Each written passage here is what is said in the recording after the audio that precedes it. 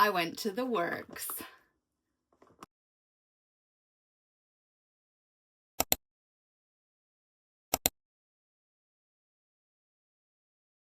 How cute is this bag, by the way? Happy Gonkmas. You know you've done some serious shopping at the works when you have to get one of these big bags. So, hi guys, welcome back to my channel. For today's video, I thought I would do a book haul because the works had a massive Black Friday deal on where you could get 4 books for £7.50. So if you don't know already and you're not from the UK or whatever, the works do discounted books basically. I don't know why they're discounted, I'm not sure. However, all of their books are either half price or better, to be honest. Most of their books are around £5. However, they usually have a deal on which is 3 books for £7.50 and that's on a selected range in the store. However, for Black Friday, they changed it from 3 books for £7.50 to 4 books for £7.50. So you best believe I went a bit crazy. 4 books for £7.50. That is madness. Okay, let's dig into my bag of goodies. Okay, so I bought the whole series, or I think this is the whole series of the Elsie Silver. I don't know what the, does it say what the series is called? BRB. No, it doesn't say. Flawless, Heartless, Powerless, Reckless and Hopeless series. I was looking at these for ages, if I'm honest. So again, these were all on the 3 for £7.50, or they had been, and now they were on 4 for £7.50. So I thought, okay, this is the time to finally pick these up. I don't know if these are going to be my cup of tea because I believe that they are cowboy romances, and I don't know, I just don't feel like that genre really appeals to me that much. I know that it's like the craze at the moment, however, I'm not sure. So I have bought them, I'm gonna give them a go, and I thought, obviously, are you really a book person if you don't buy the whole series first without reading the first book? At least that's what I tell myself, because I clearly have a problem.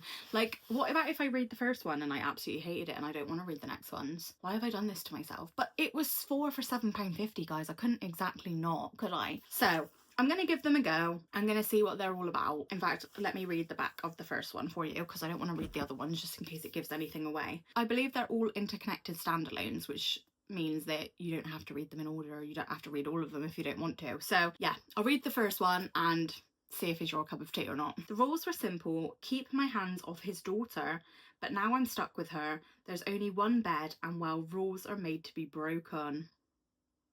The one bed trope, guys. That's always a good one, isn't it? I'm the golden boy of professional bull riding. See, this is what I mean. I don't know if this is my cup of tea. We'll look past it. Or at least I was until it blew up in my face. Now my agent says I have to clean up my image, so I'm stuck with his ball-busting daughter for the rest of the season as my full-time supervision. But I don't need a goddamn babysitter, especially one with skin-tight jeans, a sexy smirk, and a mouth she can't stop running. A mouth I can't stop thinking about. She says this means nothing. I say this means everything. She says that there are boundaries we shouldn't cross, that my reputation can't take any more hits, and neither can her damaged heart. I say I'm going to steal it anyway. Okay, this sounds good. Other than the bull riding stuff, this actually does sound good. So we'll see. Because I actually read another Elsie Silver series. What series was it called? Oh, it was the Wild Love. Was it Wild Love, Wild Eyes and Wild something? I can't remember the order. However, I really loved the first book in that series. And then the second book, I just felt was like a complete copy of the first one. So I was a bit like, can this author only kind of write one story? And then the third one in the series was about a wrestler. Now don't get me wrong, this is a very unpopular opinion because I know loads of people absolutely love that book. I just couldn't picture falling in love with a wrestler. I don't know, I just thought it was all a bit cringy. So it didn't leave me in high hopes. However, I'm hoping that this series brings it back for me. Here's hoping. But this one does sound good, to be fair, so I've got high hopes. Obviously, I'm not going to read this yet because I have got so many books to read at the moment, but because they were on offer, I thought let's get them now. I'll read them at some point, you know? Then I had to pick up a Christmas book, didn't I, guys? The Christmas Fix by Lucy Score. So I actually seen this last year and I didn't pick it up because I had so many books that I already needed to read, and let's be honest, I still have so many books that I still need to read, but it was on offer. I had to make up the 4 for £7.50, didn't I? And I really want to read this December, so it had to be done. And I love Lucy Score. I literally almost have a whole Lucy Score shelf, okay? So I've got high hopes for the Christmas Fix. So let's see what this has to say. There's only one thing standing in the way of Cat King. Cat King? Is that her name? Cat King? Don't know how I feel about that. There's only one thing standing in the way of Cat King saving a small town's Christmas festival. Grumpy town manager Noah Yates. Single dad Noah takes his responsibilities seriously when a late season hurricane turns merry Connecticut into a disaster. He's left scrambling to pick up the pieces of the town he loves. That is, at least, until home renovation expert and smoking hot reality TV star Catalina King. Okay, Catalina King. Cat King just sounds a bit strange, doesn't it? Catalina King arrives with a camera crew and a big budget, but Noah doesn't want a celebrity diva capitalising on their tragedy or filling his daughter's head with visions of glitz and glam. They can't be in a room together without rubbing each other up the wrong way, except that time in the dark alley where the rubbing was just right. Can these enemies work together to pull off a Christmas miracle, or will their fighting lead them both to the naughty list? This is giving enemies to lovers, and it's giving spicy. Are you guys feeling that? And it's Christmas themed. What more could you want? I'm very excited about this one, guys. Okay, the next series that I picked up, I believe, again, this is the whole series, I'm not sure, is the Filthy Rich Vampire series. I have no idea what this is about, I'm not gonna lie. Oh, hi! Hi!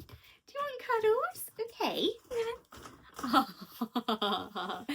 Oh, it's my Holly girl. Hi! Does anyone else have a Springer Spaniel that is just the neediest dog they've ever known in their whole life? Because I've never known a dog to be this needy in all my life, but she just needs love. And I am more than happy to give all the love. Oh, I thought you were going then. You want more? You want more love? Right, you're blocking the camera now, Holes. Are you going to be YouTube famous? I'm not surprised. You are the cutest thing ever, huh? You're the cutest thing ever. Mwah. Thank you. Oh, that's it. That's what she needs. She just needs her little bit of love, and then she's good to go, and she'll probably be back in a minute. Love that for her. Okay, so yeah, I have no idea what these are about. However, I thought, why not? 4 for £7.50, guys. Why not? Why not? And it's also giving fantasy without being too much fantasy, you know? Or at least I'm hoping anyway. So let's read the first one to see what we're working with. I am yours, all of me, my body, my blood. You can have both. You can have everything. Julian. Here we go again, guys. Julian Rossiu. Oh, I think it's French. Julian Rossiu. I don't know, guys. We're just gonna call him Julian, okay? I'm my book reviewer, I don't know. Julian has problems. That's an understatement. He's single, and for the world's wealthiest vampires, the social season is about to begin. Julian would rather stake himself than participate in the marriage market. But as the eldest, most eligible, his surname, don't know how to pronounce, he's expected to find a wife before the season ends, whether he likes it or not. When cellist?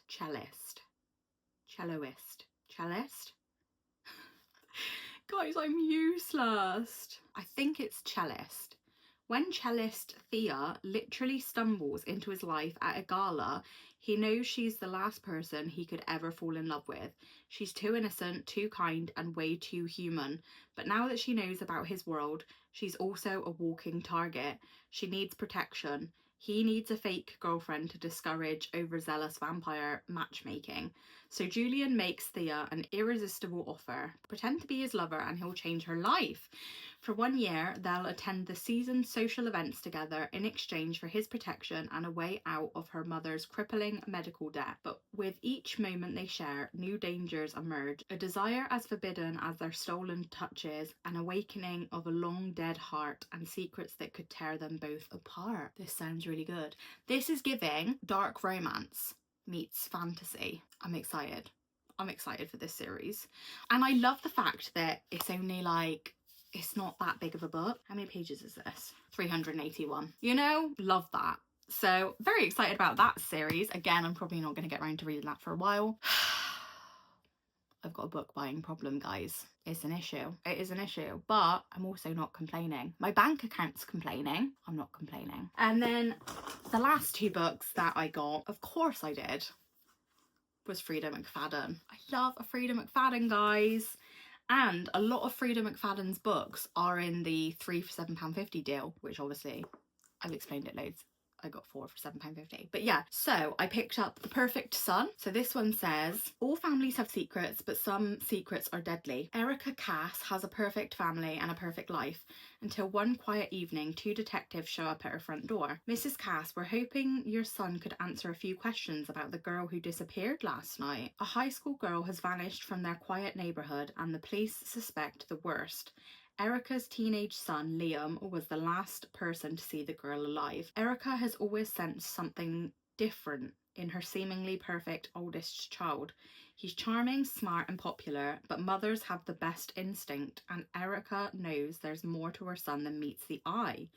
She wants to believe he's innocent, but as the evidence mounts, she can't deny the truth. Liam may have done the unthinkable. This sounds really good. I'm really excited. And I love Frida McFadden books because, again, they're only small. So I say you can only read this in one sitting. When I say one sitting, it takes me a day to read these books. I'm not the fastest of readers. I just have a lot of spare time to read. So this one is 306 pages. So a nice smallish kind of book. And I also love about Frida McFadden is that they're small chapters. And I just love that because I feel like with long chapters, they just get a bit boring. Whereas small chapters, I can be like, oh, just one more, just one more, just one more, you know? And then you're up all night. So that's that one. And then I also picked up The Surrogate Mother, which I know only came out a couple of months ago, I think. So I'm very excited to read this one. So this one says, she was promised a miracle. She got more than she bargained for.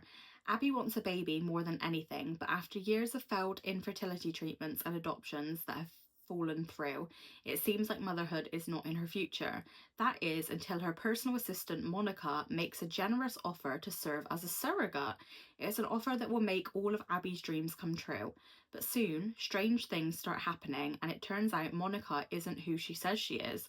The woman now carrying Abby's child has an unspeakable secret and she will stop at nothing to get what she wants. I knew that this was going to be savage. I don't know, I just seen The Surrogate Mother and I thought, this is going to be brutal. I'm excited. So yeah, that's all the books that I got from the works, guys. How many did I pick up in the end? 12. So how much was that? £22.50? Quick maths? £22.50. You just know that that's going to be wrong and I've just completely embarrassed myself. But how good is that? Like, honestly, I mean, if you live in the UK, you probably already know about the works anyway. But if you don't live in the UK and you ever come to visit the UK, you need to go to the works and you need to stock up on books because they're such good prices. So that is my video for today, guys. I really hope you enjoyed. I absolutely love book haul videos and watching people buy books, I guess. Like, do we all just have a problem? Do we all just have a book buying problem? I mean, I'm not complaining. I'm not complaining. So yeah, if you've made it this far, then thank you. I appreciate you so much and I will see you in the next one. Thank you guys. Bye.